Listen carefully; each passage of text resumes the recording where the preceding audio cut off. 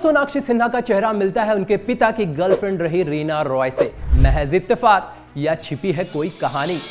क्यों शादीशुदा होते हुए भी शत्रुघ्न सिन्हा नहीं छोड़ पा रहे थे रीना रॉय को? और करियर के टॉप पर रहते हुए अचानक पाकिस्तान जाकर क्यों बस गई रीना रॉय?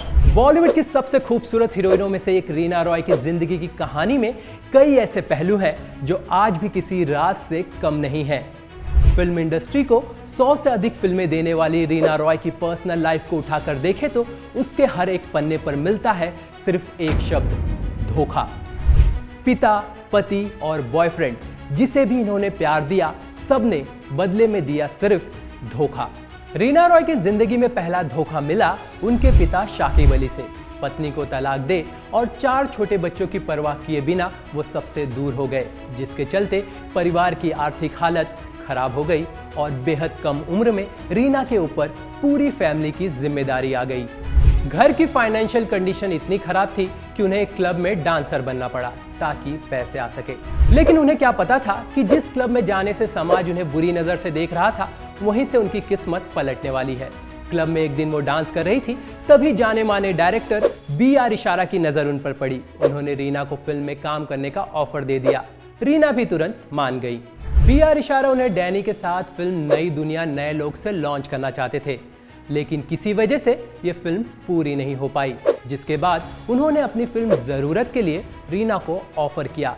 लेकिन इसमें उन्हें सेमी न्यूड सीन्स देने थे, जिसके लिए उस वक्त कोई भी हीरोइन तैयार नहीं हो रही थी। रीना रॉय को पैसों की सख्त जरूरत थी, ऐसे में वो तैयार हो गई। इस फिल्म में रीना ने कई इंटीमेट सीन्स दिए। इन्हीं सीन्स की वजह से फिल्म भी चल गई, जिसके बाद रीना ने कई छोटे बजट की फिल्में की। लेकिन उनकी लाइफ में बड़ा मोड़ तब आया जब उन्होंने मल्टी स्टारर फिल्म नागिन में लीड रोल निभाया।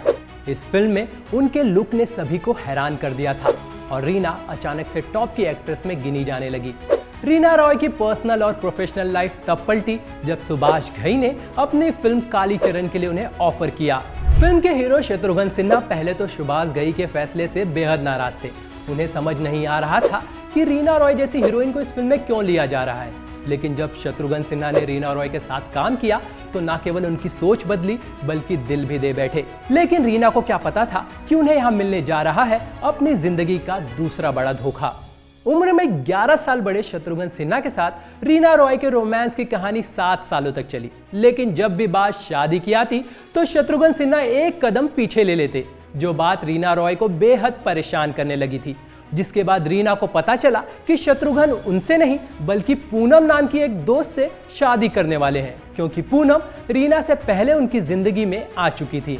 इस बात ने रीना को हिलाकर रख दिया, लेकिन वो अपने प्यार के हाथों मजबूर थी। मीडिया रिपोर्ट्स के मुताबिक जब शत्रुघ्न सिन्हा ने पूनम के साथ शादी रचाई तो उससे एक दिन पहले तक वो रीना रॉय के साथ थे, जबकि वहीं पूनम भी शत्रु और रीना के प्यार की कहानी को बखूबी जानती थी।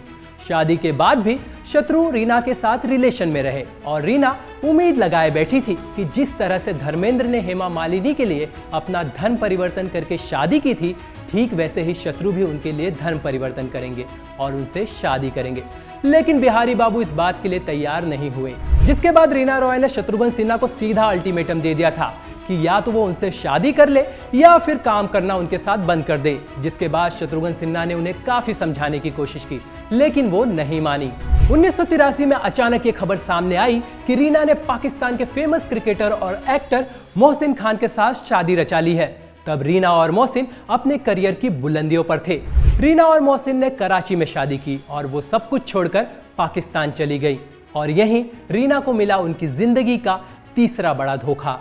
कुछ साल तो दोनों के बहुत अच्छे गुजरे। इस बीच दोनों की एक बेटी हुई जिसका नाम उन्होंने जन्नत रखा, लेकिन उनकी शादी भी लंबे समय तक नहीं चल पाई।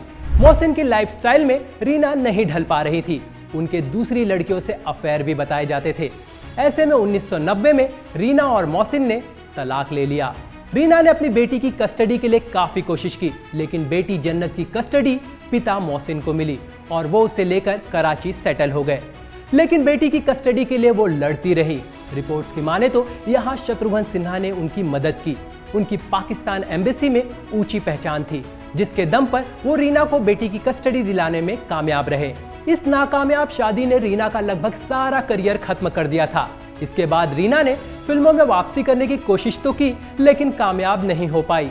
आखिरी बार उन्हें अभिषेक और करीना की साल 2000 में आई फिल्म रिफ्यूजी में देखा गया था। रीना रॉय एक बार फिर सुर्खियों में तब आई जब साल 2010 में सोनाक्षी ने फिल्म दबंग से बॉलीवुड में कदम रखा।